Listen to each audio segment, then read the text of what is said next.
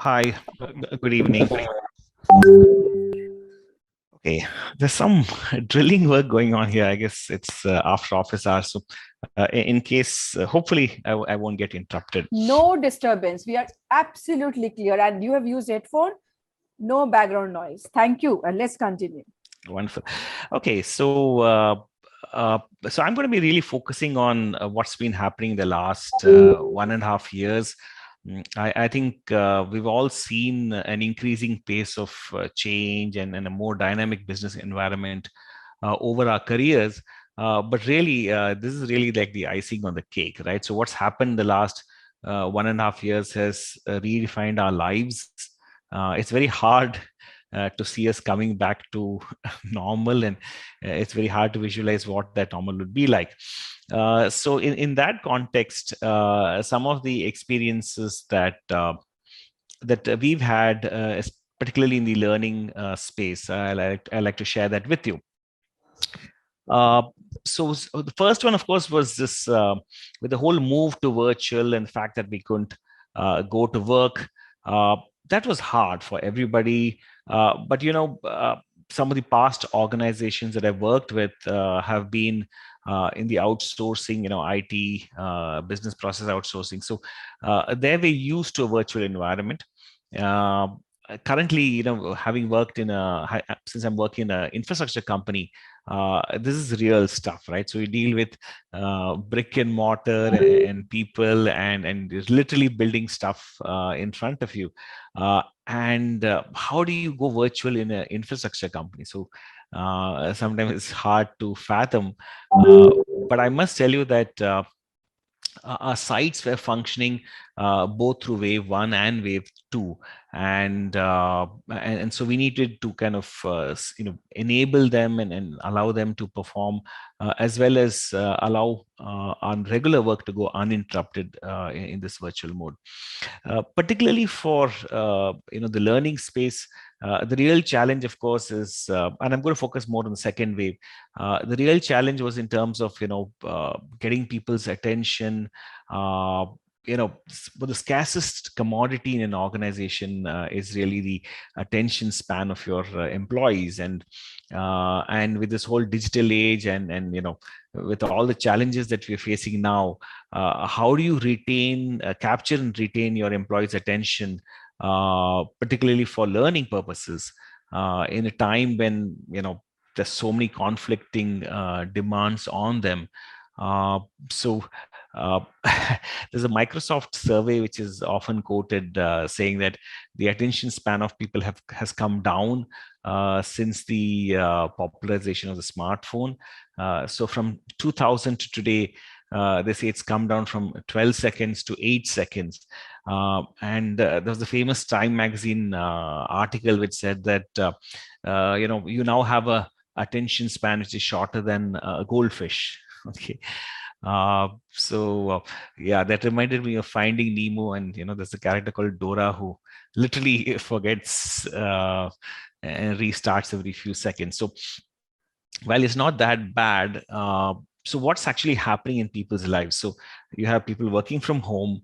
So that's a fact of life. So work and life, when they're segregated, it's easier to kind of focus your attention. But with things blurring, it's a fact of life. So the conflicting demands, different kinds of decision making, longer working hours, more companies working globally with odd time zones. So all these are making demands on us. We think we can multitask. It's one of those things that illusions that everybody thinks they can multitask, but they can't. Ask your spouse. He or she will tell you that.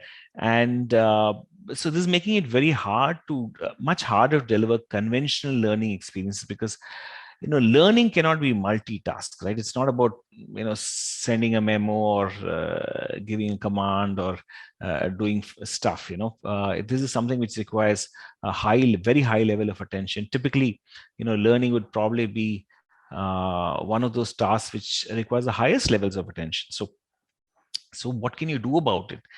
Well, some thoughts and some learnings. One is, of course, go back to basics and create engaging learning programs, which are captivating and require or demand the attention of your participants.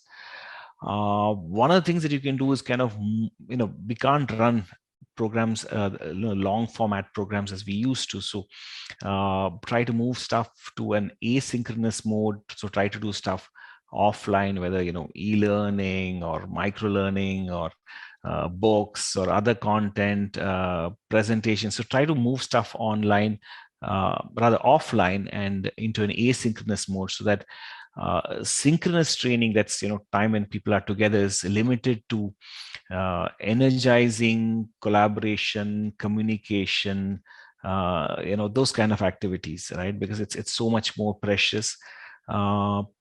The fact of life is that there's going to be a lot more testing. Okay, so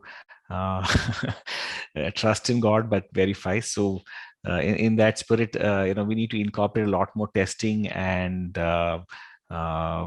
quizzes, not just at the end of programs, but through it. Virtual training is so much harder. You have network latency issues, people logging in from smaller towns and remote parts of the country in our case. And in some cases, you see the name, but there is no participant behind it. So there are absentee participants as well. So, how do you manage that with a gentle, loving velvet glove that HR is known for? So, so those are some of the things that you've learned to kind of come to terms with, particularly micro learning. So, at L&T, we kind of started toying around with micro learning a couple of years back. And I can say that this is a concept whose time has come. Okay, so when we started off about 2 years back, pre-pandemic, and we found it fun, engaging, and it was a quiz-based. It was a platform that used quizzes as a primary means of engagement. So people loved it, and there's a lot of competition, especially among the younger folks, to kind of to notch up the highest score. But to be honest, it's really in the pandemic phase that we've leveraged microlearning to a maximum. And I think it's here to stay. It's not a solution for everything. It works well when you're dealing with knowledge, topical content. If something is very complex, or it's about behavioral changes, or collaboration or reflection, then obviously this is not the format for that. But we've learned to put out more content on microlearning, and we've learned what the format can be used for, and its limitations as well. Okay, learner agility. So you have to learn and unlearn and relearn. So it's really getting very exhausting. Okay, so what can we do to make this process of unlearning and relearning easier for our staff?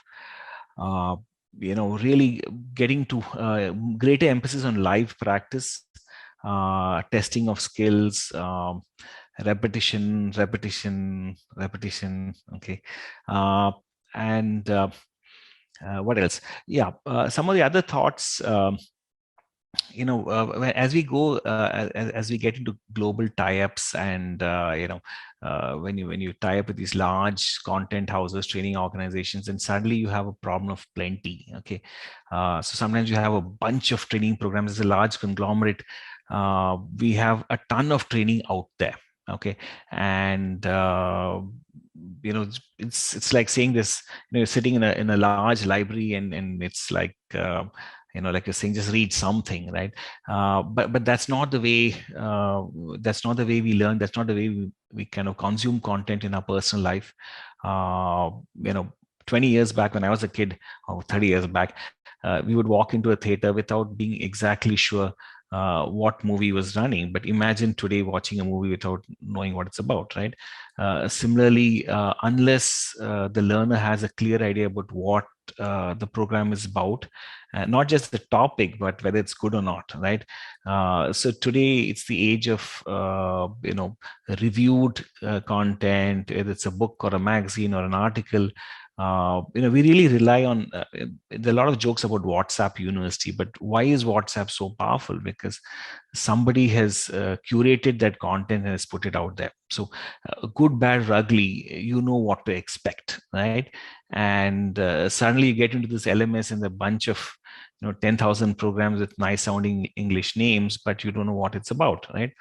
So we need to build in that element of review, recommendation, and curation to help people to navigate to the content that is of value.